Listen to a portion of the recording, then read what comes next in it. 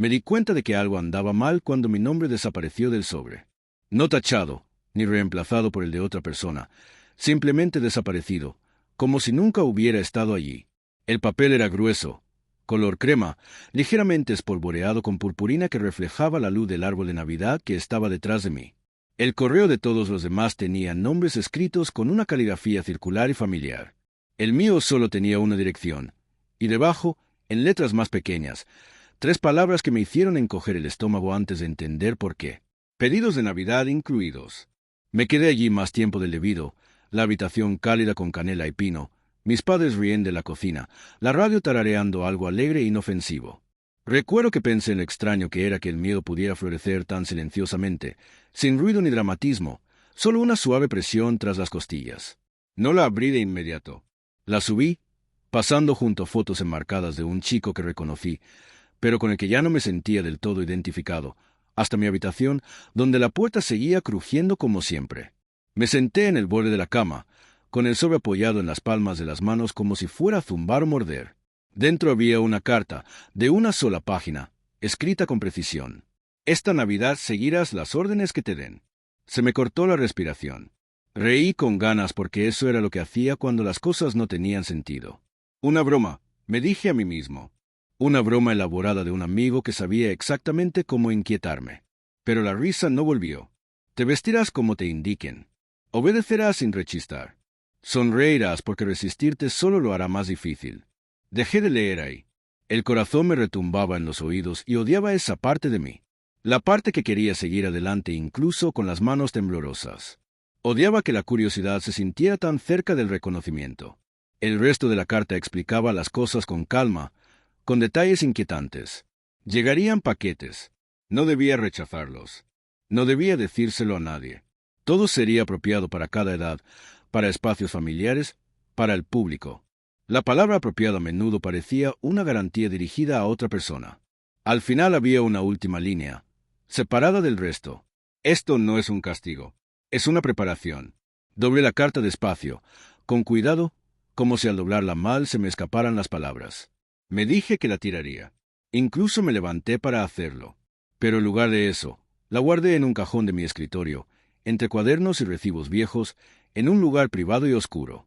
Esa noche, me quedé despierta escuchando cómo la casa se acomodaba, pensando en cómo la palabra vestido había resonado en mi mente toda la noche, mucho después de que ya no la deseara. Recordé momentos que había enterrado, de pie demasiado tiempo en ciertos pasillos, observando reflejos que no coincidían con lo que sentía, preguntándome por qué ciertos colores me hacían doler el pecho.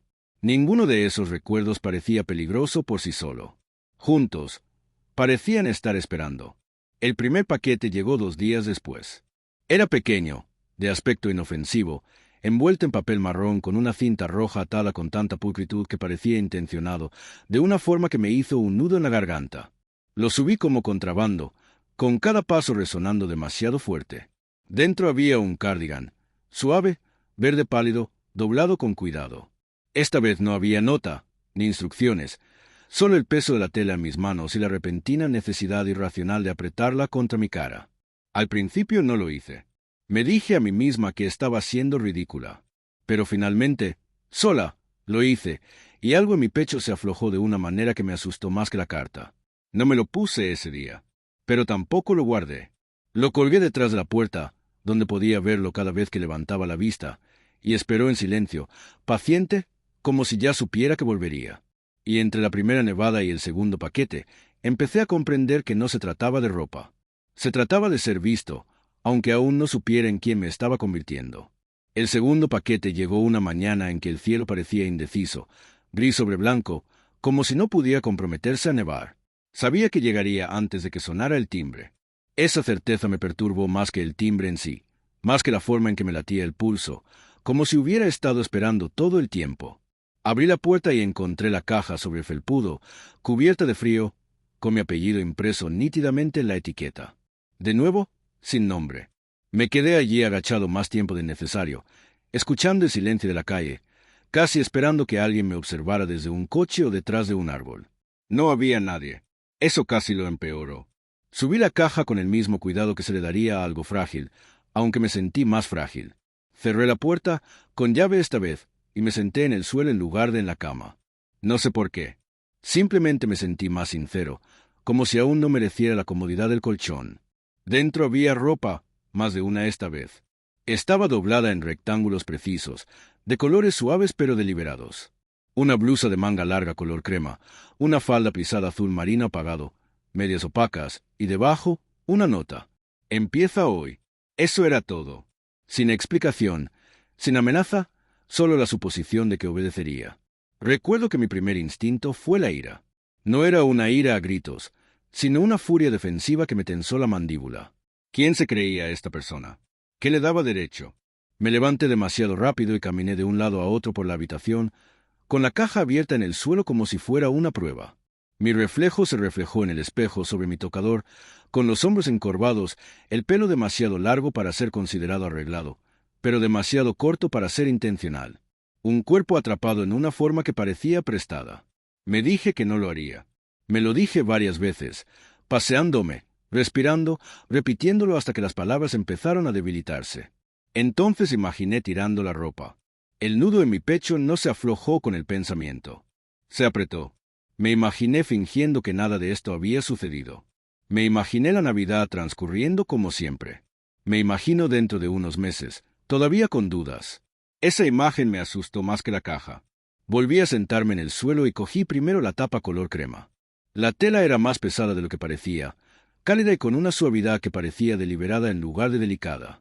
Al pasármela por la cabeza, mis brazos vacilaron a mitad de las mangas, como si mi cuerpo necesitara un permiso que mi mente aún no me había dado. El dobladillo se acomodó en mis caderas de una forma que me resultó extraña, pero no incorrecta. Después vino la falda. La ajusté torpemente, con dedos torpes, delatando mis nervios. Cuando por fin se acomodó en mi cintura, me quedé paralizada. No bajé la vista de inmediato. No quería precipitar el momento ni arruinarlo reaccionando demasiado rápido. Cuando miré, exhalé lenta y sorprendida. No parecía un chiste. No parecía alguien fingiendo. Parecía alguien inacabado, tal vez, pero más cerca de la verdad que en mucho tiempo. Las líneas apretadas y suaves de las que siempre había sido demasiado consciente. La ropa no me borraba. Me reorganizaba, me obligaba a adoptar una postura diferente. El espejo me parecía demasiado honesto. Me abracé, no precisamente por vergüenza, sino por algo parecido a contenerme. Mi cara se sonrojó, no de vergüenza, sino de un shock al reconocerme. Odié esa palabra incluso cuando surgió. El reconocimiento implicaba inevitabilidad. Casi me reí de nuevo, pero esta vez el sonido no salió agudo. Salió débil. La nota decía, empieza hoy, y de repente comprendí lo que significaba. No solo usar la ropa en mi habitación, sino usarla abajo con otras personas, dejando que esta versión de mí existiera donde pudiera ser vista. Mis padres estaban en la sala cuando por fin abrí la puerta. La radio seguía sonando, alegre, como si nada en el mundo cambiara. Mi corazón latía tan fuerte que estaba segura de que lo oirían. Cada paso por las escaleras parecía medido, intencional, como cruzar una línea que no podría desviar. Mi madre levantó la vista primero. No se quedó sin aliento. No se rió. Ella simplemente me miró. Sus ojos me recorrieron lentamente, captando detalles que yo aún no había notado. Mi padre siguió su mirada. La confusión se reflejó en su rostro antes de calmarse. «Oh», dijo mi madre. Esa sola palabra tenía más peso que cualquier discurso. Me quedé allí, con las manos apretadas, esperando la gota que colmara, las preguntas, la decepción, la ira. En cambio, se levantó. «¿Tienes frío?», dijo con suavidad, como si acabara de notar algo. «Esas mallas no te bastarán si sales». Parpadeé una vez, 2 veces. No lo hacía. Las palabras se me enredaron en la garganta. «Inútil». Se acercó, ajustó el cardigan del primer paquete y me lo colgué del brazo sin darme cuenta. Sus dedos eran cálidos, firmes, familiares. «Puedes explicármelo luego», dijo. «Si quieres». Mi padre asintió una vez, despacio, como si eligiera la calma deliberadamente. «La cena está casi lista», añadió. «¿Estás bien?». Asentí demasiado rápido. Me ardían los ojos. Y odiaba esa parte de mí. La parte que quería llorar a la mínima. Esa noche recibí otro mensaje. Esta vez no era un paquete, sino un correo electrónico enviado a una dirección que rara vez usaba. «Lo hiciste bien», decía. «Recuerda sonreír. La gente refleja lo que les das». Me quedé mirando la pantalla un buen rato. La palabra, bien, me inquietó más que cualquier amenaza. La aprobación implicaba observación. La observación implicaba intención. Pero al recordar el espejo, como las manos de mi madre no temblaban, la extraña firmeza que sentí sentada a la mesa con ropa que ya no parecía un disfraz, algo cambió. Sonreí experimentalmente. Al verme reflejado antes de acostarme, no fue forzado. Fue cuidadoso, frágil, pero real. Y por primera vez desde que llegó el sobre, dormí sin soñar con correr. Para cuando llegó el tercer paquete, ya no me inmutaba el sonido de los camiones de reparto que aminoraban la marcha fuera de casa. Esa comprensión me trajo una mezcla compleja de alivio y dolor, como notar que una cicatriz había dejado de doler y preguntarse cuándo exactamente la había aceptado como parte de uno. Era 23 de diciembre. La casa olía a naranjas y a pan recién hecho, y mis padres estaban envueltos en la energía tranquila y decidida que siempre les acompañaba antes de las vacaciones, las listas, los cronómetros y las discusiones sobre el espacio del horno. Estaba sentada a la mesa de la cocina, con las manos agarrando una taza de la que ya había olvidado beber, cuando vibró mi teléfono. Hoy será más difícil, decía el mensaje. Eso no significa que esté mal. Me quedé mirando la pantalla mucho después de que se apagara, repasando las palabras en mi cabeza. Difícil o como público, emotivo, permanente. Odiaba esa parte de mí que intentaba adivinar las reglas, que quería tener un buen desempeño en algo para lo que no había aceptado audicionar. Odiaba aún más que otra parte de mí ya se estuviera preparando. La caja era más grande esta vez, no pesada, pero sí robusta, como si contuviera algo que requería espacio. La subí y cerré la puerta, consciente de repente de lo ritualizado que se había vuelto. Me arrodillé de nuevo como si el suelo se hubiera convertido en mi refugio y corté la cinta. Dentro había un vestido, nada ostentoso ni llamativo. Era sencillo, apropiado para el invierno, de un burdeos intenso con una caída suave que sugería movimiento incluso estando quieto. Debajo llevaba unas bailarinas, bien envueltas, y una bufanda del color de la nieve justo antes del anochecer. A un lado, otra nota: usa esto afuera. Ya no te escondes. Mi primera reacción fue uno rotundo y de pánico. No lo dije en voz alta, sino de inmediato y visceral. Afuera significaba vecinos. Significaba encuentros casuales, miradas que la familiaridad no podía suavizar. Significaba nada de espejos controlados, nada de explicaciones ensayadas. Me quedé allí un buen rato, sosteniendo el vestido contra mí, viendo cómo la tela caía en líneas que aún no existían en mi cuerpo. Mis manos temblaban, no violentamente, sino con insistencia, como si intentaran decirme algo que mi mente no estaba lista para articular. Pensé en negarme, en lo fácil que sería decir que había ido tan lejos como para que quienquiera que estuviera orquestando esto hubiera cruzado una frontera invisible, pero la verdad, silenciosa e incómoda, era que la frontera ya se había movido. O tal vez siempre había estado en un lugar diferente del que creía. Vestirme me llevó más tiempo que antes. Me moví despacio, con paso decidido, como si cada paso necesitara ser reconocido. El vestido se deslizó por mi cabeza y se acomodó en mi cuerpo con un peso sorprendente, asentándome en lugar de exponerme. Los zapatos planos me quedaban perfectos, un detalle que me provocó un extraño escalofrío, prueba de planificación, de intención. Al envolverme el pañuelo alrededor del cuello, me vi reflejada en el espejo y me quedé paralizada. No vi transformación, no del todo. Vi continuidad. Los mismos ojos, aún inseguros. La misma boca, aún aprendiendo a descansar. Pero algo en el marco había cambiado, como si la imagen finalmente hubiera sido colocada en la orientación correcta. Tragué saliva con dificultad, junté las palmas de las manos y practiqué la respiración. Abajo, mis padres se detuvieron cuando entré. Esta vez no hubo sorpresa, solo una evaluación, una preocupación entrelazada con algo más que no pude identificar. ¿Vas a salir?, preguntó mi padre. Sí, dije, sorprendido por la firmeza de mi voz. La palabra me pareció significativa, como una declaración más que una respuesta. Mi madre asintió y tomó mi abrigo. «Toma esto», dijo, «hace más frío de lo que parece». El paseo al aire libre me pareció irreal. El aire frío me golpeó la cara, penetrante y clarificador, y cada sonido parecía amplificado: pasos sobre la nieve, risas lejanas, el zumbido sordo del tráfico. Era plenamente consciente de mi postura, del balanceo del vestido, de cómo el pañuelo me rozaba la barbilla al girar la cabeza. Esperaba que el miedo me tragara por completo. En cambio, me siguió unos pasos atrás, vigilante pero contenido. Al final de la cuadra, me encontré con la señora Klene, que había vivido 3 casas más allá desde que tenía memoria. Sonrió, con la misma sonrisa educada de siempre, y sus ojos me recorrieron brevemente antes de volver a posarse en mi rostro. «¡Qué noche tan bonita!», dijo. «Sí», respondí. «De verdad que lo es». Eso fue todo. Sin preguntas ni comentarios. Me saludó con la mano y siguió su camino, dejándome allí de pie, con el corazón acelerado sin motivo alguno. Mientras caminaba, algo extraño ocurrió. La tensión que había estado conteniendo no desapareció, sino que se redistribuyó como si el peso se desplazara hacia una postura más equilibrada. Noté detalles que siempre había pasado por alto. El reflejo de las luces en el pavimento helado, el ritmo de mis pasos, el simple hecho de existir sin explicación. Mi teléfono vibró de nuevo al llegar al pequeño parque de la esquina. «Fíjate en cómo el mundo no se derrumba», decía el mensaje. «Rara vez lo hace». Me senté en un banco, con el aliento impregnando el aire, y reí en voz baja, no por humor, sino por incredulidad. El cielo ya se oscurecía, las estrellas eran tenues y vacilantes. Por primera vez me permití imaginar un futuro sin correcciones ni disculpas constantes. Esa noche, de vuelta a mi habitación, no me apresuré a cambiarme. Me senté en el borde de la cama, con el vestido arremolinándose alrededor de mis rodillas, y pensé en el mundo exterior, en cómo ya no lo sentía como una amenaza. Llegó otro correo justo antes de medianoche.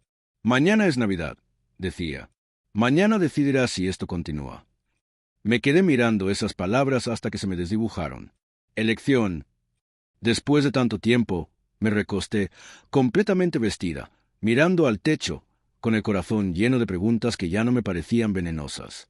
Fuera lo que fuese que me depararan mañana, sabía una cosa con dolorosa claridad. Nunca podría volver a la ignorancia. La mañana de Navidad llegó silenciosamente, como a veces sucede con los días importantes sin ceremonia, como si te retaran a decidir si importaban o no. Me desperté antes del despertador, con la luz filtrándose por las cortinas de una forma tenue, casi como de disculpa. Por unos segundos lo olvidé todo, las cartas, los paquetes, las decisiones. Entonces me moví.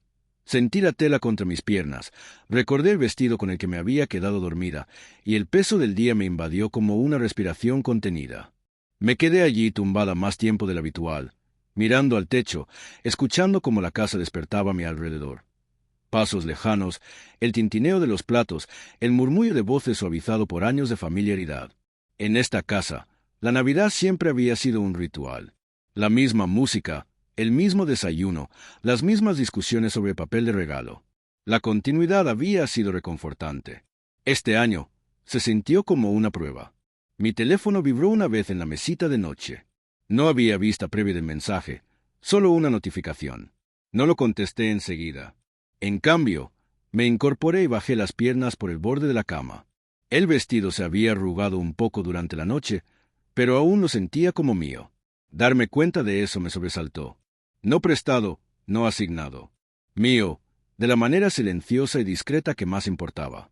Me miré al espejo y me examiné con un nuevo tipo de escrutinio, no buscando defectos, sino la verdad. Mi cabello estaba hecho un desastre. Mi rostro, anodino, como suele serlo antes del desayuno. Parecía cansada. También parecía presente, como alguien que hubiera llegado a algún lugar tras un largo desvío. Abajo, las luces del árbol parpadeaban suavemente, reflejándose en los adornos que representaban versiones distorsionadas de todos nosotros. Mis padres ya estaban sentados a la mesa. Cuando entré, hubo una pausa. No la pausa frágil de la sorpresa, sino la suave recalibración de las personas que ajustan sus expectativas. «¡Feliz Navidad!», dijo mi madre. «¡Feliz Navidad!», repetí, sorprendida de nuevo por la firmeza de mi voz. Comimos casi en silencio, pero no fue incómodo. Había algo reverente en ello, como si todos presentiéramos que el día traía más que regalos. Al terminar el desayuno, mi padre se aclaró la garganta. «¿Quieres hablar?», preguntó. Consideré la pregunta con detenimiento. No se podía hablar, sino si quería hacerlo, si explicar ayudaría o solo fracturaría algo que aún era frágil. «Todavía no tengo todas las palabras», dije finalmente, «pero estoy averiguando cómo funciona». Asintió una vez. «Está permitido», dijo como si fuera una regla que quería que recordara. Tras la presencia, ordinaria, reflexiva, benditamente normal. Subí las escaleras. Necesitaba espacio, no para esconderme, sino para escucharme sin el eco de la expectativa. Fue entonces cuando finalmente abrí la notificación. Si decides continuar, decía, no habrá más instrucciones, solo invitaciones. La leí 3 veces. En cierto modo, las instrucciones han sido más fáciles. Me dieron algo contra lo que luchar, algo a lo que culpar. Las invitaciones implicaban consentimiento, agencia, responsabilidad. Hoy recibí otro mensaje sobre lo que se siente honesto.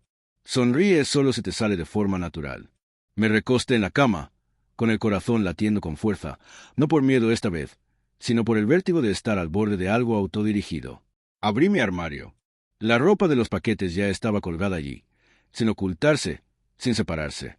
Recorrí las telas con los dedos, sintiendo sus diferencias, sus intenciones. Elegí con lentitud. No el vestido de ayer, aunque me encantaba. No el cardigan con el que todo empezó. Elegí algo a medio camino entre un suéter suave, unos vaqueros ajustados y unas botas que me conectaran con la tierra, un conjunto que no se anunciara, pero que tampoco se disculpara. Cuando me vestí, me quedé quieta esperando la oleada de duda. No llegó. En cambio, hubo una silenciosa alineación, como si algo dentro de mí hubiera encajado. No para siempre, no irrevocablemente, pero lo suficiente como para sentirlo, lo suficiente como para importar. Teníamos visitas esa tarde, familiares, el tipo de reunión que solía hacerme encogerme a mí misma incluso en los mejores días. Me preparé mientras los coches entraban en la entrada, con risas que se desbordaban delante de la gente. Las presentaciones fueron incómodas. Las miradas se detuvieron demasiado. Pronunciaron los nombres con cuidado, pero nadie rió. Nadie susurró. Algunos hicieron preguntas amables. Algunos evitaron el tema por completo. Ambas reacciones eran tolerables. En un momento dado, mi tía me llevó aparte. «Pareces más ligero», dijo, observándome con una expresión que no pude descifrar. «Hagas lo que hagas, te sienta bien». Sonreí entonces, no porque me lo pidieran, sino porque sucedió. Esa noche, después de que todos se fueran y la casa volviera a su silencio habitual, mi teléfono volvió a sonar. Esta vez no había un tono directivo, ninguna autoridad implícita. «Lo hiciste tú mismo», decía el mensaje. «Eso importa». Me senté en el suelo de mi habitación, con la espalda apoyada en la cama, y dejé que el día se repitiera en mi mente. No los tropiezos, ni los momentos de incertidumbre, sino la firmeza que me había ayudado a superarlo. La forma en que había respondido a las preguntas sin ensayar. La forma en que mi cuerpo se había movido sin autocorrección constante. Por primera vez, el misterio de quién había empezado esto parecía secundario. Lo que importaba era lo que se había descubierto. Escribí una respuesta antes de darle vueltas. «Todavía tengo miedo», escribí, «pero no quiero parar». La respuesta llegó casi de inmediato. «Bien», decía, «tampoco la parte de ti que por fin está siendo escuchada». Colgué el teléfono, con el corazón lleno y dolorido, y me quedé mirando las luces parpadeantes del árbol a través de la puerta abierta. La Navidad casi había terminado, pero algo más apenas comenzaba.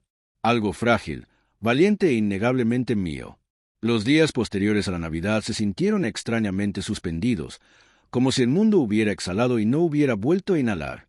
El tiempo perdió su nitidez. El calendario anunciaba vacaciones de invierno, fin de año. Pero dentro de mí, algo más contaba.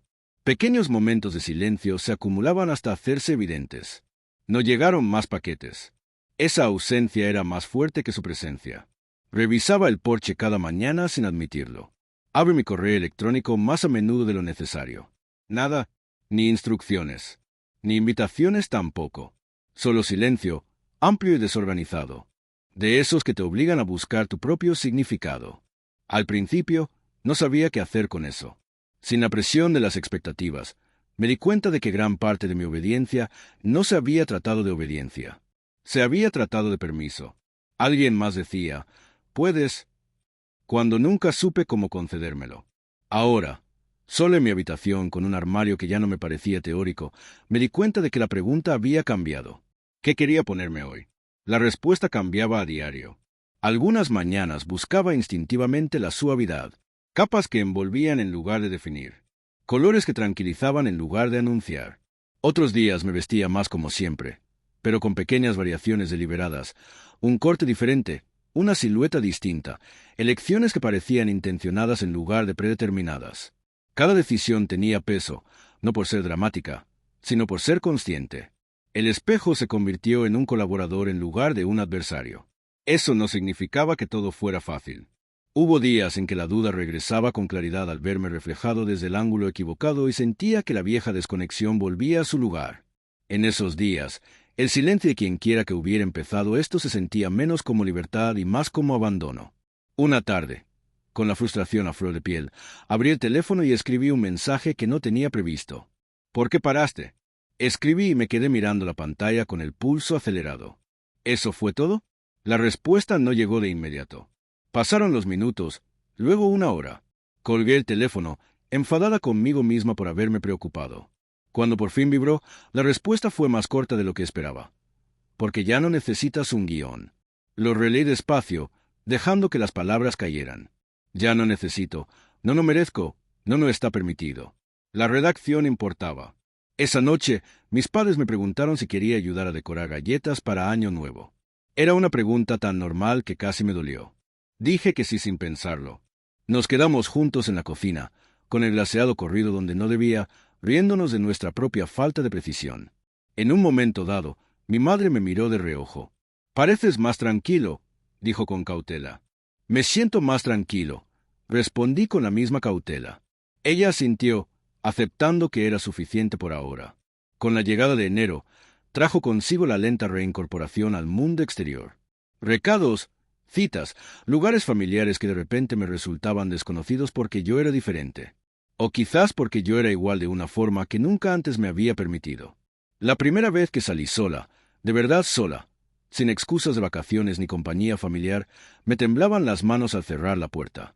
Me quedé en el porche más tiempo del necesario, resguardándome del frío, recordándome que ya lo había hecho antes, que no había pasado nada terrible. En el supermercado, un desconocido me felicitó por mi suéter. Le di las gracias y seguí caminando, con el corazón palpitante, no por miedo, sino por la extraña intimidad de ser percibida con precisión, aunque solo fuera por un segundo. Ese momento me acompañó todo el día, repitiéndose en mi mente, no porque fuera extraordinario, sino porque era ordinario. Lo ordinario era el milagro. Los mensajes continuaron esporádicamente después de eso. No eran directivas ni ánimos, solo observaciones que parecían casi reflexivas. Observa cuando te mantienes erguido. Observa cuando dejas de ajustarte. Observa lo que ya no te parece esfuerzo. Noté cómo mi diálogo interno se suavizó, cómo la constante autovigilancia empezó a aflojar su control.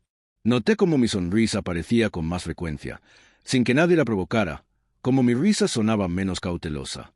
Una noche, tumbada en la cama, me di cuenta de algo que me dolió el pecho con una mezcla de pena y gratitud. Había pasado años preparándome para una versión de mí misma que ya no existía. Toda esa vigilancia, toda esa contención, para preservar una identidad que nunca había encajado del todo. Soltarlo fue como llorar a un extraño que fingí ser. Envié un último mensaje antes de apagar el teléfono por la noche. «¿Quién eres?», pregunté. «¿Por qué yo?». La respuesta llegó a la mañana siguiente. «Soy alguien que una vez necesitó lo que tú necesitabas», decía. «Y no fuiste elegido. Te reconociste a ti mismo». Me quedé con eso un buen rato. El teléfono en mis manos. La luz de la mañana se derramaba por el suelo. Un reconocimiento, no una transformación impuesta desde fuera, sino algo revelado por la presión, por el cariño, por una serie de opciones que siempre habían estado disponibles si tan solo hubiera sabido verlas. Me vestí ese día sin pensarlo demasiado. Más que nada, eso se sintió como un progreso. A mediados de enero, la novedad del cambio se había disipado, dejando atrás algo más tranquilo y exigente: la constancia. Es fácil ser valiente durante los hitos, las vacaciones, los puntos de inflexión y los momentos que parecen cinematográficos. Es más difícil despertar un martes cualquiera y volver a elegirte sin público. Ahí empezó el verdadero trabajo.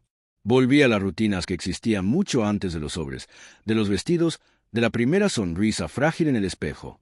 Clases, recados, conversaciones que empezaban con el tiempo y terminaban en nada memorable. La diferencia era que ya no desempeñaba un papel por defecto. Cada día me planteaba una pregunta que ya no podía ignorar. ¿Así es como quieres moverte por el mundo? Algunos días la respuesta llegaba fácilmente. Otros días parecía una negociación. Había momentos de fricción que no había previsto. Un cajero dudando sobre qué saludo usar. La mirada de un conocido que se detenía demasiado. Recalibrando. Un amigo que se trababa con las palabras y luego se disculpaba demasiado. Nada de eso era cruel, pero era acumulativo.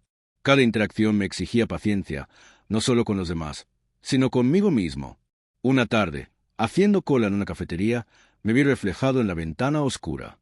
Estaba cansado. Tenía los hombros tensos. Por una fracción de segundo, me acompañó el viejo reflejo. Arréglalo. Minimízalo. Esfuérzate en algo más seguro. Sentí que mi cuerpo empezaba a encorvarse. Entonces recordé uno de los mensajes. Fíjate cuando te pones de pie más erguido. Inhalé lentamente y ajusté mi postura. No para actuar, no para demostrar nada, sino para vivirme más plenamente. La diferencia era sutil. No tuvo efecto. Algo en mí se asentó como una pieza que vuelve a su lugar. Fue entonces cuando comprendí que la confianza no era un destino. Era una práctica. Los mensajes se volvieron menos frecuentes después de eso. No porque los necesitara menos, aunque en parte era cierto, sino porque había empezado a anticiparlos, a sorprenderme a medias, a interrumpir viejos patrones antes de que se formaran por completo. Fue como aprender un nuevo lenguaje interno, uno que no se limitaba a la disculpa. Una noche, mientras separaba la ropa, encontré la carta original, la del sobrecolor crema, guardada en un bolsillo olvidado. Me senté en la cama y la volví a leer, notando lo lejana que se sentía ahora. Las órdenes que antes me habían calmado el estómago parecían casi anticuadas. No estaba mal, exactamente, pero estaba incompleta. Vístete, obedece, sonríe. Ahora entendía que esas palabras habían sido un andamiaje, no la estructura en sí. Una forma de animarme a dar los primeros pasos cuando no me atrevía a caminar. Doblé la carta con cuidado y la devolví donde la había encontrado, no por obligación, sino por respeto a la versión de mí que la había necesitado. Esa noche soñé, no vívidamente, ni simbólicamente, sino simplemente. Soñé que caminaba por lugares conocidos sin buscar salidas, sin ensayar explicaciones. Desperté con la extraña sensación de haber descansado, no solo física, sino mentalmente. A la mañana siguiente, me esperaba un último mensaje. Pronto dejarás de pensar en esto como una historia que te sucedió, decía. Será simplemente tu vida. Observé las palabras, sintiendo como su verdad se asentaba lentamente. La transformación no había sido una revelación dramática. Había sido una acumulación de pequeños permisos concedidos y reconcedidos hasta convertirse en hábitos. Más tarde esa semana, alguien me preguntó con naturalidad y sin malicia si me sentía diferente ahora. Lo pensé antes de responder. Me siento más identificada. Dije finalmente, como si menos partes de mí discutieran. Asintieron, quizás sin comprender del todo, pero aceptándolo de todos modos. Eso fue suficiente. Una tarde fría a finales de mes, estaba junto a mi ventana viendo nevar, con el teléfono boca abajo sobre el escritorio. Por primera vez desde que empezó todo esto, no sentí la necesidad de revisar los mensajes. Sabía lo que dirían. Sabía lo que haría. Sentí que el silencio era merecido. Sonreí. No porque alguien me estuviera mirando, no porque me lo hubieran pedido, sino porque la expresión me sentaba bien. Lo último que cambió no fue mi ropa, ni mi postura, ni siquiera la forma en que me miraban. Fue la forma en que me hablaba a mí mismo cuando nadie más escuchaba. Esa comprensión llegó silenciosamente, como suele ocurrir cuando la verdad ya no necesita anunciarse. Una mañana, me estaba cepillando los dientes, medio despierto, mirando mi reflejo sin verlo realmente, cuando capté la ausencia de algo que había arrastrado desde que tenía memoria. No había ninguna crítica interna esperando abalanzarse. Sin lista mental de correcciones, sin ensayo de cómo ocupar menos espacio, solo yo presente, sin editar. Me acerqué al espejo, estudiando detalles que antes había evitado. La forma de mi mandíbula, la suavidad que se había apoderado de mi expresión durante las últimas semanas, la firmeza de mi mirada, no perfecta, no acabada, pero innegablemente real. El mundo no se había transformado a mi alrededor. Las calles eran las mismas. La gente era la misma. El invierno aún apretaba su fría palma contra las ventanas. Pero ahora me movía de otra manera. No como alguien que se prepara para el impacto, sino como alguien a quien se le permitía existir sin una justificación constante. Una tarde, mientras ordenaba mi escritorio, encontré de nuevo el primer sobre, el que no tenía nombre. Le di vueltas, recordando el miedo, la confusión, la extraña curiosidad que lo había iniciado todo. Entonces me di cuenta de algo que me hizo reír suavemente. El sobre necesitaba mi nombre porque ya sabía para quién era. No lo rompí. Tampoco lo enmarqué.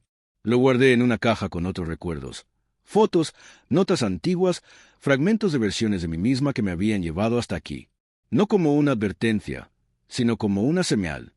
A veces, tarde por la noche, pensaba la persona al otro lado de esos mensajes, en cómo sabía cuándo presionar y cuándo desaparecer. En el cariño oculto tras algo que al principio parecía control. Pero esos pensamientos se desvanecían cada vez más antes de asentarse. Su papel estaba completo. El mío, no. El futuro ya no se presentaba como una revelación única y deslumbrante que debía ganarme. Parecían días comunes y corrientes. Días en los que tomaría decisiones, algunas audaces, otras cautelosas, algunas equivocadas, y las aceptaría con honestidad. Días en los que aún podría sentir miedo, pero no dejar que hablara por mí.